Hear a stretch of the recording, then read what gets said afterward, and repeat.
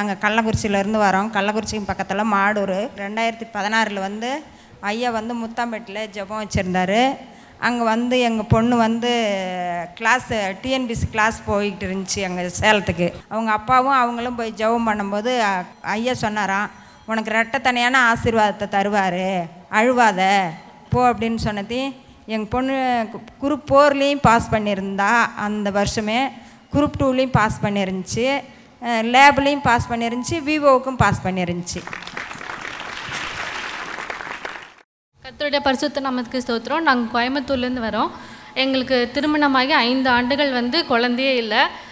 2018 ஜனவரி மாதம் வந்து இங்கே வந்து அங்கிள் கிட்ட ஜோம் பண்ணிட்டு போனோம். அதே வருஷம் மார்ச் மாதம் கோயம்புத்தூருக்கு வந்தாங்க, லென்த்து கால மீட்டிங்காக வந்தாங்க.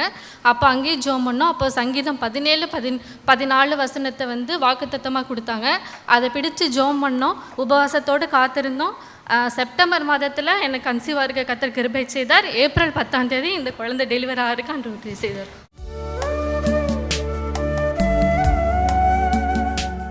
கிறிஸ்துவுக்குள் மிகவும் பிரியமான எனதர்மை சகோதர சகோதரிகளே, நம்மை சிருஷ்டித்தவரும் நம்மை உண்டாக்கினவரும் நம்மை ஒருபோதும் மறந்து போகாதவருமாகிய இயேசு கிறிஸ்து முனையற்ற நாமத்தினாலே உங்கள் எல்லாரையும் வாழ்த்தி ஆசீர்வதிக்கிறேன். அல்லேலூயா. எல்லாரும் சந்தோஷமா இருக்கீங்களா? இந்த நாளிலும் ஆண்டவருடைய பாதப்படியிலே அமர்ந்து, ஆண்டவரே என்ன வார்த்தை சொல்லி என் பிள்ளைகளை ஆசீர்வதிப்பது பரலோகத்தினுடைய திட்டமாயிருக்கிறது. தேவ சமூகத்திலே ஜெபத்திலே தரித்திருந்த பொழுது நம்மை ஆசீர்வதிக்க ஆண்டவர் கொடுத்த மங்கள வார்த்தை எசாயா தீர்க்கதரிசியின் புஸ்தகம் 44ஆம் அதிகாரம் 26வது வசனம் இப்படியாய் சொல்லுகிறது. எடுத்து வாசிப்போமா? நான் என் ஊழியக்காரரின் வார்த்தையை நிலைப்படுத்தி என் ஸ்தானாபதிகளின் ஆலோசனையை நிறைவேற்றி குடியேறுவாய் என்று எருசலேமுக்கும் கட்டப்படுவீர்கள் என்று யூதாவின் பட்டணங்களுக்கும் சொல்லி அவைகளின் பாழான ஸ்தலங்களை எடுப்பிப்பவர். என் ஊழியக்காரன் மூலமாக நான் சொன்ன வார்த்தையை நிலைப்படுத்துவேன் என்று சொல்கிறார். ஊழியக்காரர்கள் மூலமாக உங்களுக்கு ஏற்கனவே ஆண்டவர் நிறைய வார்த்தைகளை சொல்லி இருக்கிறார். அதை நிலைப்படுத்துவேன், ஸ்டடி பண்ணி கொடுப்பேன் என்று ஆண்டவர் சொல்லுகிறார். என் அன்பு தேவனுடைய பிள்ளைகளே, ஒவ்வொரு முறையும் என்னிடத்தில் சிலர் ஜெபிக்க வரும் பொழுது நான் கவனித்திருக்கிறேன். சிலர் என்ன பண்ணுவாங்க, பின்னால் வர்ற அக்கா தங்கச்சிட்ட, நான் ஆர்வக்கோளாறில் கவனிச்சிட்டே இருந்தாலும் மறந்துடுவேன், ஐயா மூலமாக என்ன வார்த்தை ஆண்டவர் சொல்கிறாருன்னு நீ நோட் பண்ணிக்கோ அப்படின்னு பார்த்தீங்கன்னா, ஒரு பிஏவை கூட வச்சுருக்கிற மாதிரி கூட ஒரு பிஏவை கூட்டு வருவாங்க. இவங்க ஜெபத்தில் இருக்கும் பொழுது இவங்க கவனிக்கலைன்னா பிஏ என்ன பண்ணணும், நோட்ஸ் எடுக்கணும். இப்போ எல்லாம் அதுக்கெல்லாம் அவசியம் இல்லை பிரதர். லேட்டஸ்ட் அழகாக மொபைல் இருக்குது, ரெக்கார்டு மோடு போட்டுட்டு க்ளீனாக வந்துடுவாங்க. குறிப்பெடுக்கிறவங்க கூட மிஸ் பண்ணிடுவாங்க. இந்த ரிசீவர் மிஸ் பண்ணவே பண்ணாது, அழகாக எல்லாத்தையும் ரெக்கார்ட் பண்ணிடும். அதை ரெக்கார்ட் பண்ணிக்குவாங்க. அந்த ரெக்கார்ட் பண்ணுறது எதுக்குன்னா, இதை வச்சு ஜெபம் பண்ணி அதை ஆண்டவரிடத்தில் கிளைம் பண்ணுவதற்காக. நான் சாட்சி சொல்லுகிறவர்களை எல்லாம் கவனித்திருக்கிறேன். ஐயா மூலமாக எனக்கு இப்படி ஒரு மங்கள வார்த்தை வந்துச்சு, அந்த மங்கள வார்த்தையை ஆண்டவர் நிலைப்படுத்தி கொடுத்தார், அதை எனக்கு நிறைவேற்றி கொடுத்தார். அவங்க சொல்லுகிறதை நான் கவனித்திருக்கிறேன். என் அன்பு தேவனுடைய பிள்ளைகளை, ஊழியக்காரன் மூலமாக உங்களுக்கு ஆண்டவர் சொன்ன வார்த்தைகள் அத்தனையும் ஆண்டவர் இன்றைக்கு நிலைப்படுத்துவேன் என்று சொல்லுகிறார். ஏன் நிலைப்படுத்த வேண்டும்? இல்லைன்னா பிசாசானவன் அதை எடுத்து உங்களிடத்திலிருந்து அதை நீங்கள் அனுபவிக்காதபடிக்கு, உங்கள் மனசிலிருந்து தூக்கி போடாதபடிக்கு அந்த வார்த்தை உன் இருதயத்திலே நிலை நிற்க வேண்டும். அன்றைக்கு மரியாள் ஆண்டவர் கெபிரியேல் தூதன் மூலமாக சொன்ன வார்த்தைகளை தன் இருதயத்திலே வைத்து சிந்தித்து கொண்டிருந்தாளாம். ஏன் தன் இருதயத்திலே அதை நிலைப்படுத்தி சிந்திக்க வேண்டும்? அதை சிந்திச்சு ஜெபம் பண்ணி அதை பெற்றுக்கொள்ள வேண்டும். அன்றைக்கு ஆண்டவர் தாவீதுக்கு ஒரு தீர்க்கதரிசி ஆகிய நாத்தான் மூலமாக சொல்லி அனுப்பினான். என்ன சொல்லி அனுப்பினான்? உனக்கு நான் ஒரு வீடு கட்டுவேன் என்று சொன்னான். இந்த வார்த்தையை அவன் கேட்டதற்கு பிறகு அதன் தன்னுடைய இருதயத்திலே நிலை நிறுத்தி விட்டான். நிலை நிறுத்திட்டு அவன் சொல்கிறான் ஆண்டவரிடத்தில், ஆண்டவரே எனக்கு ஒரு வீடு கட்டுவேன் என்று என்னுடைய செவிக்கு நீ வெளிப்படுத்தினபடியினால் இந்த காரியத்தை குறித்து ஜெபிக்க எனக்கு மன தைரியம் வந்தது என்று சொல்லுகிறான். எதற்காக ஊழியக்காரன் மூலமாக ஆண்டவர் கொடுத்த வார்த்தை நிலப்படுத்தணும் தெரியுமா? அது உங்கள் மனசில் இருந்தால் தான் நீங்கள் ஜெபிக்கிற நேரங்களில் ஆண்டவரே என்னுடைய செவிக்கு உம்முடைய ஊழியக்காரன் மூலமாக நீ சொன்ன இந்த வார்த்தையை நான் சொல்லி ஜெபிப்பதற்கு எனக்கு மன தைரியம் வந்தது என்று சொல்லுகிறான். ஏன்னா அதை சொல்லி ஜெபிக்க ஒரு மன தைரியம் வேணும். அப்படின்னா பாருங்க, இந்த வார்த்தைகள் சத்துரு எடுத்து போடக்கூடாது. ஊழியக்காரன் மூலமாக வருகிற வார்த்தைகள் நல்ல நிலத்திலே விழுந்த விதைகளாய் இருந்தால் அது உள்ளுக்குள்ள நிலைச்சி நின்று அது 30, 60, 100 லட்சமுமாக உனக்கு பலன் கொடுக்கும். ஆனால் ஊழியக்காரன் மூலமாக வருகிற வார்த்தைகள் வெறும் பாறையிலேயோ முட்செடிகளுக்கு இடையில அது விழுந்ததுன்னா அது உனக்கு பலிக்காது. எனவே தான் ஆண்டவர் சொல்லுகிறார் தீர்க்கதரிசியாகிய ஏசாயா மூலமாக, ஊழியக்காரன் மூலமாக நான் உனக்கு சொன்ன வார்த்தைகளை நான் நிலைப்படுத்துகிறேன் என்று சொல்லுகிறார். அது உன்னுடைய இருதயத்தில் நிலை நிறுத்தப்பட வேண்டும். அது உன்னுடைய இருதய பலகைகளிலே எழுதப்பட வேண்டும். அது எழுதப்பட்டால் தான் குறித்த காலத்திலே தரிசனம் வைக்கப்பட்டிருக்கிறது, முடிவிலே அது விளங்கும். அது பொய் சொல்லாது. அது தாமதித்தாலும் அதற்கு நீ காத்திருப்பாய். அது நிச்சயமாய் வரும், இனி தாமதிக்காமல் வரும். ஹல்லேலூயா. யோசேப்புக்கு 17 வயசுல ஆண்டவர் ஒரு சொப்பனம் கொடுத்தாரு. அது அவனுடைய மனசில் ஆழமாய் நின்று விட்டது. அதன் பிறகு எதிர்மறையாக தான் நிறைய காரியங்கள் நடந்தது.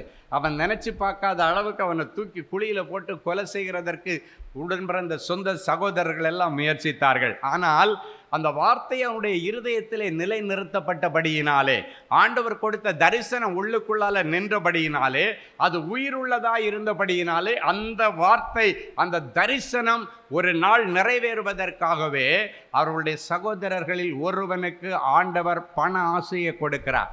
இவனை கொன்னா நமக்கு ஒன்றுமே கிடைக்காதடா, பேசாமல் இவனை காசுக்கு விற்று போட்டாச்சுன்னா இவனுடைய கதையை நம்மளை பொறுத்த வரைக்கும் முடிஞ்சிடும். அவங்க வெளிநாட்டுக்கு கொண்டு போயிடுவாங்க. அதுக்கப்புறம் அவன் கதை எப்படியான நமக்கு என்ன, நமக்கு பணம் வரேன்னு சொல்லிட்டு அவனை அந்த குழியிலிருந்து தூக்கி எடுத்து காசுக்கு ஆடை விற்கிற மாதிரி, மாடை விற்கிற மாதிரி, கோழியை விற்கிற மாதிரி அவர்கள் விற்று போட்டார்கள். ஆனாலும் அந்த தரிசனம் அவனுக்குள்ளே இருந்து கொண்டே இருந்தது. அவன் கானான் தேசத்திலிருந்து எகிப்து தேசத்திற்கு நாடு கடத்தினாலும் ஊழியக்காரன் மூலமாக ஆண்டவர் சொல்லுகிற வார்த்தைகள் உன் இருதயத்தில் நிலை நின்னதுன்னா குறித்த நேரத்தில் அது செயல்படும். ஹல்லேலூயா. போத்திபாருடைய அரண்மனைக்கு அவன் அடிமையாய் விற்கப்பட்டான். ஆனால் போத்திபார் கண்களிலே அவனுக்கு தயவு கிடைக்கிறது. வேதம் சொல்லுகிறது, யோசேப்பின் நிமித்தம் போத்திபாரையும் அவனுடைய வீட்டையும் கர்த்தர் ஆசீர்வதித்தாராம். அப்படி இருக்கும் பொழுது அங்கும் அவனுக்கு ஒரு பரிசுத்த சோதனை வருகிறது. அங்க இருக்கிற போத்திபாருடைய மனைவி இவனை வலுக்கட்டாயமாக பாவத்திற்கு இழுக்கிறார். ஆனால் இவனோ, ஆண்டவர் தங்குகிற இந்த ஆலயத்தை நான் ஒரு நாளும் தீட்டுப்படுத்த மாட்டேன். ஆண்டவருடைய தரிசனம் என் இருதயத்தில் இருக்கிறது. அந்த தரிசனம் பங்கப்பட்டு விடக்கூடாது. ஆண்டவர் கொடுத்த தரிசனம் என்னுடைய இருதயத்தில் நிலை நிற்கிறது. இது ஒரு நாளும் கலங்கப்படக்கூடாது, இது ஒரு நாளும் கரைப்படக்கூடாது என்பதிலே உறுதியாக இருந்தான். தன்னுடைய உயிரே போனாலும் சரி, என்ன நடந்தாலும் சரி பரவாயில்லை என்று சொல்லி அந்த பாவத்திற்கு விலகி தன் வஸ்திரத்தை விட்டுவிட்டு அவன் ஓடினான். பழி அவன் மேல் விழுந்தது உண்மை. அவன் ஜெயிலுக்கு அனுப்பப்பட்டது உண்மை. ஜெயிலுக்கு போகும் பொழுதும் ஆண்டவர் கொடுத்த அந்த தரிசனம் அவனுக்குள்ளால நிலைத்து நின்றது. என் அன்பு தேவனுடைய பிள்ளைகளே, 30 வயது வரும் பொழுது, அப்படின்னா 13 வருடங்களுக்கு பிறகு ஆண்டவர் நிலைநிறுத்தி இருந்த அந்த வார்த்தைகளை, ஆண்டவர் நிலைநிறுத்தி வைத்திருந்த அந்த தரிசனம் நிறைவேறுகிற நாட்கள் வரும் பொழுது, ராஜாவே அந்த ஜெயிலுக்குள்ள கிடக்கிற யோசேப்பை அழைத்து கொண்டு வருகிறான். அவனுக்கு அந்த தேசம் முழுவதற்கும் அதிபதி பதவி கிடைக்கிறது. ஹல்லேலூயா. அப்ப பாருங்க, ஊழியக்காரர்கள் மூலமாக ஆண்டவர் சொல்லுகிற வார்த்தைகளை முதலாவது ஆண்டவர் நிலைப்படுத்துகிறார். எதற்கு அப்படின்னாச்சுன்னா, அது நிலை நின்று உள்ள நின்னாதான் அதை வச்சு நீங்கள் ஜெபம் பண்ணுவீங்க. அந்த குறித்த காலத்திலே அது நிறைவேறும். ஸோ முதலாவது நிலைப்படுத்துகிற ஆண்டவர். இப்போ பாருங்க, நிலைப்படுத்துகிற ஆண்டவர் அப்படின்னு பார்க்கும்போது எந்தெந்த ஆசீர்வாதங்கள் உங்களுடைய வாழ்க்கையிலே இதுவரைக்கும் நிலைப்படுத்தப்படவில்லையோ, எதெல்லாம் வந்து வந்து போகுதோ, அதெல்லாவற்றையும் இன்றைக்கு ஆண்டவர் நிலைப்படுத்துவார். ஊழியக்காரன் மூலமாக சொல்லுகிற வார்த்தைகளை நிலைப்படுத்துகிற ஆண்டவர், நிரந்தரம் பண்ணி கொடுக்கிறவர். இன்றைக்கு ஒருவேளை உனக்கு நிரந்தரமான ஒரு வீடு இல்லை, வாடகை வீட்டில் இருந்து பூனை குட்டியை மாத்திர மாதிரி 6 மாதம் 3 மாதம் ஒரு வருஷத்துக்கு ஒரு வாட்டி உங்கள் வீட்டை நீங்கள் மாற்றிக்கிட்டே இருக்கிறீங்க. ஆண்டவர் தீர்க்க தரிசனமாய் சொல்லுகிறார், நிலைப்படுத்துவேன். உனக்கு ஒரு சொந்த வீட்டை கொடுத்து அந்த வீட்டிலே உன்னை நான் நிலை நிறுத்துவேன் என்று சொல்லுகிறார். ஒருவேளை நீ வியாபாரம் பண்ணுகிற இடம் உனக்கு வாடகை இடத்துல இருக்கலாம். அடிக்கடி கடையை மாற்ற சொல்கிறாங்க. கொஞ்சம் வியாபாரம் பிக்கப் ஆகிற நேரத்தில் இந்த ஹவுஸ் ஓனர் மூலமாக எனக்கு ப்ரெஷர் வருகிறது, இல்லைன்னா எதிரில் இருக்கிற போட்டியாளர்கள் மூலமாக எனக்கு ப்ரெஷர் வருகிறது, அதனால் அங்கேருந்து பெயர்த்து இன்னொரு இடத்துல நான் கொண்டு போய் வைக்கிறேன். அங்கே கொஞ்ச நாள் வந்து அப்போ தான் பிஸ்னஸ் பிக்கப் ஆகும், அதுக்குள்ளால் வாடகையை ஏற்றிடுறாங்க, இல்லைன்னா காலி பண்ண சொல்கிறாங்க. நிலைப்படுத்துகிற ஆண்டவர் சொல்லுகிறார், இனி உனக்கு நிலை நிற்கிற ஒரு வியாபார ஸ்தலத்தை உனக்கு சொந்தமாக கொடுப்பேன் என்று சொல்லுகிறார். ஹல்லேலூயா. அது மட்டும் இல்லை, சிலர் சொல்லுவாங்க எனக்கு ஸ்டெடி மைண்ட் இல்லை, நிரந்தரமான மனநிலை இல்லை என்று சொல்லுவார்கள். இன்றைக்கு அநேக பிள்ளைகளுக்கு அப்படி தான். இன்றைக்கி ஒன்று பேசுவாங்க, நாளைக்கு ஒன்று பேசுவாங்க. இன்றைக்கி கேட்டால் சொல்லுவாங்க நான் பிகாம் படிக்க போகிறேன், நாளைக்கு கேட்டால் சொல்லுவாங்க இன்ஜினியரிங் படிக்க போகிறேன், நாளை கழித்து கேட்டால் நான் ஹிஸ்ட்ரி எடுத்த கலெக்டராக போகிறேன்னுவாங்க. இப்படி நாளுக்கு நாள் ஸ்டெடி மைண்ட் இல்லாமல் இருக்கிறீங்க. இயேசு சொல்லுகிறார், என் ஊழியக்காரன் மூலமாக நான் உங்களை நிலைப்படுத்துவேன் என்று சொல்லுகிறார். ஒரு மனுஷன் ஸ்டெடியாக இருக்கணும், அவனுடைய மனநிலை ஸ்டெடியாக இருக்கணும். முதல்ல அவனுடைய யோசனைகள் உறுதிப்பட வேண்டும் என்று ஆண்டவர் சொல்லுகிறார்.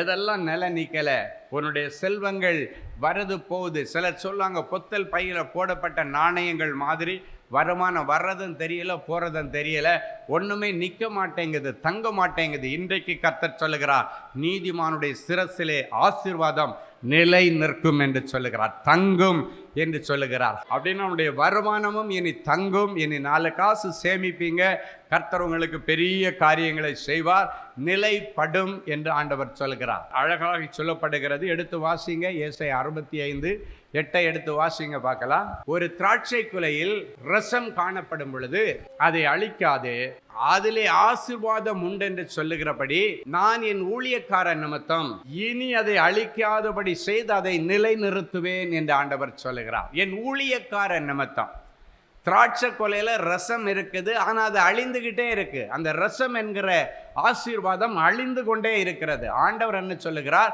என் ஊழியக்காரர் நிமித்தம் இனியும் அதை அழிக்காதபடி நிலை நிறுத்துவேன் என்று ஆண்டவர் சொல்லுகிறார். ஹல்லேலூயா.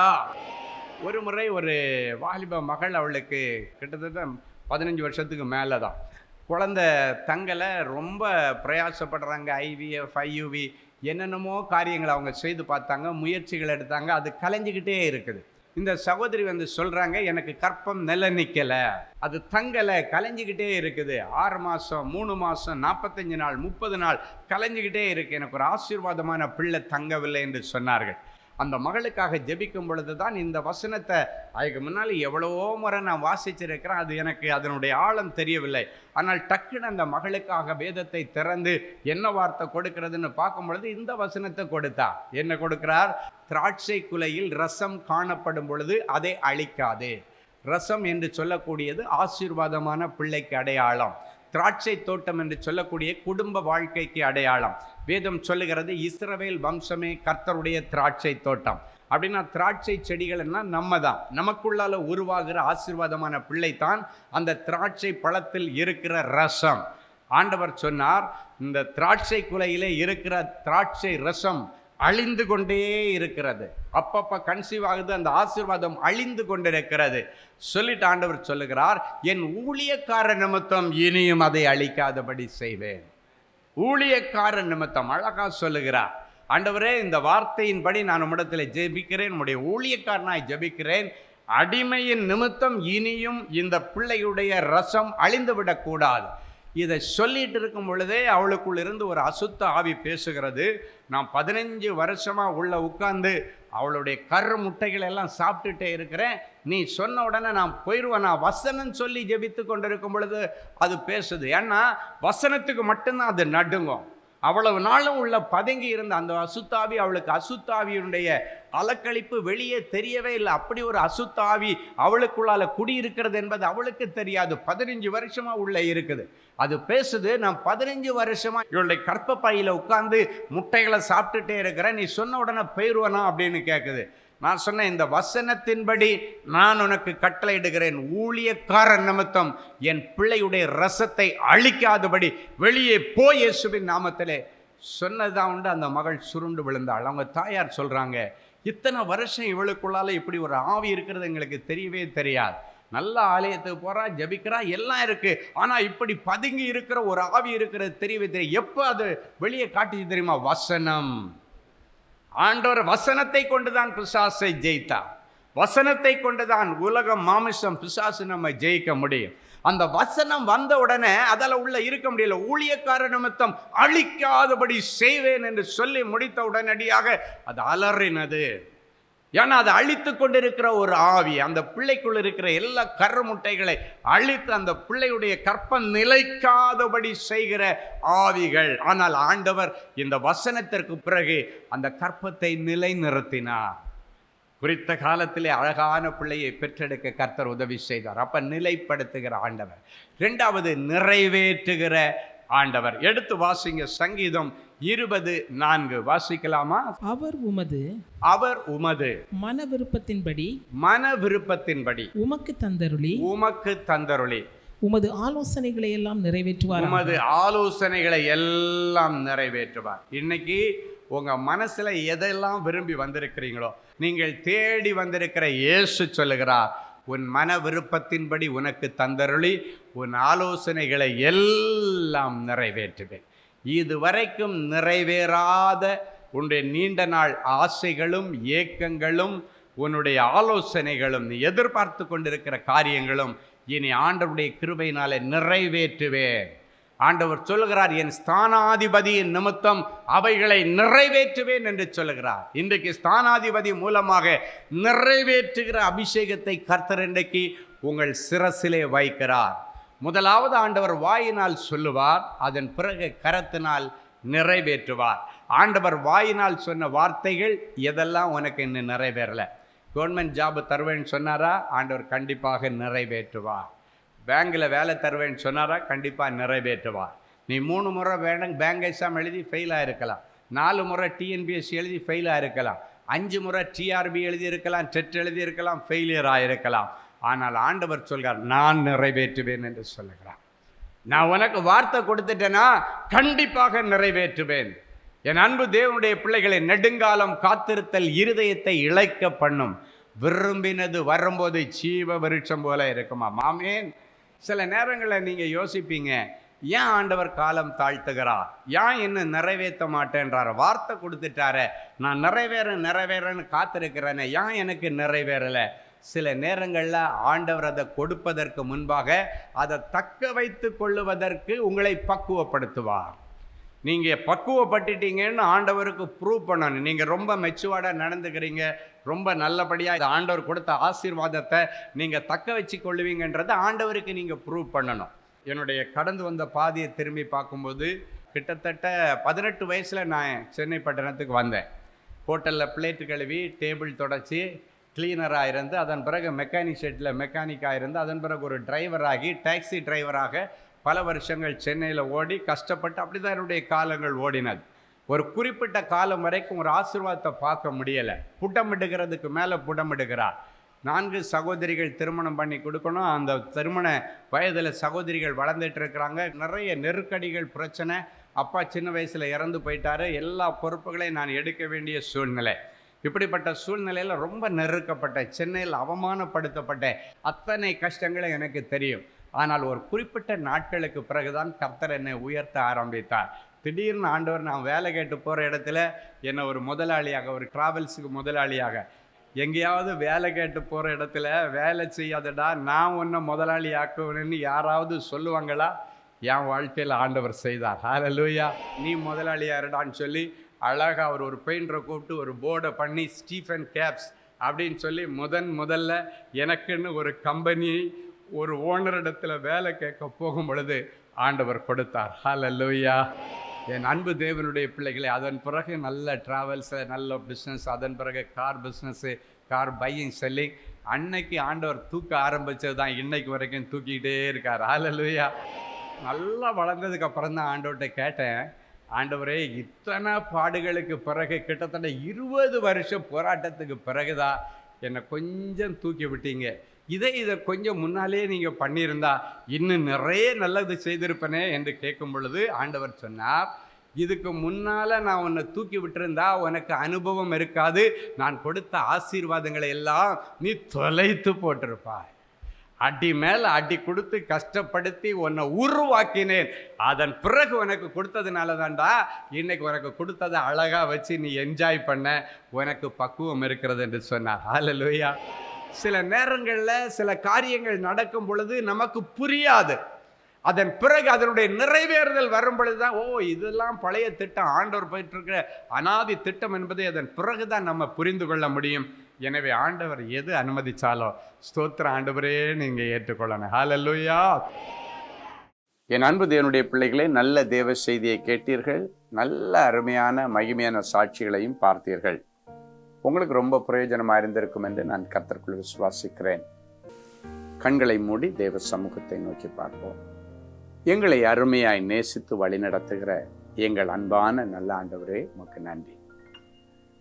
இந்த நிகழ்ச்சியை பார்த்து கொண்டு டிவி பெட்டிக்கு முன்னால் விழுந்து கிடக்கிற என் பிள்ளைகளை ஒரு விசை கண்ணோக்கி பார்.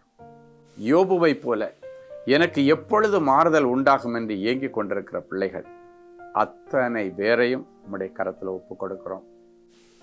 பாரபட்சம் இல்லாத தேவனே, என் பிள்ளைகளுக்கு இன்றைக்கு ஒரு அற்புதத்தை நீ செய்தே ஆகணும். நெடுங்காலம் காத்திருத்தல் இருதயத்தை இழைக்க பண்ணும். விரும்பினது வரும்போது ஜீவ விருட்சம் போல இருக்கும் என்று சொன்னீரே.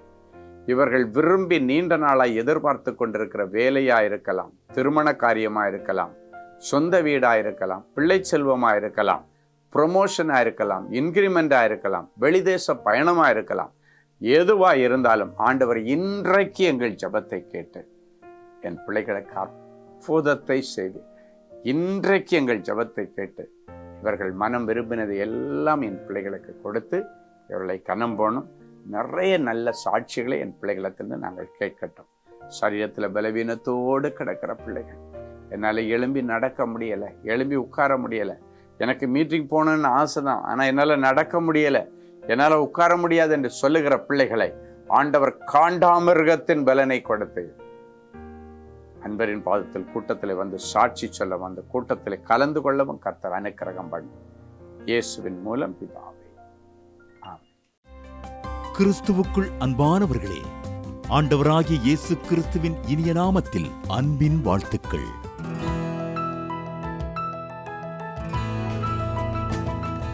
எங்களுடைய மார்வெல் திருமண தகவல் மையத்தை ஆன்லைன் சேவை மூலம் உங்களுக்கு அறிமுகப்படுத்துவதில் நாங்கள் மிகுந்த மகிழ்ச்சி அடைகிறோம். எங்களது மார்வெல் திருமண மையம் கிறிஸ்தவ குடும்பத்தில் திருமணத்திற்கு ஆயத்தமாயிருப்பவர்கள் தங்களுக்கு ஏற்ற வாழ்க்கை துணையை தேர்ந்தெடுக்க சிறந்த திருமண சேவை மையமாக இருக்கிறது. மேலும் மார்வெல் திருமண தகவல் மையத்தில் நீங்கள் பதிவு செய்வதற்கு எங்களது இணையதள முகவரி www.marvelmatrimony.com மற்றும் அலைபேசி எண் 7824855999 என்ற எண்ணிற்கு தொடர்பு கொள்ளலாம். சென்னை, நாகர்கோவில் மற்றும் மும்பை நகரில் உள்ளவர்கள் பதிவு செய்ய விரும்பினால் கீழ்க்கண்ட விலாசங்களில் உள்ள எங்களது அலுவலகங்களோடு தொடர்பு கொள்ளலாம். Email info@marvelmatrimony.com.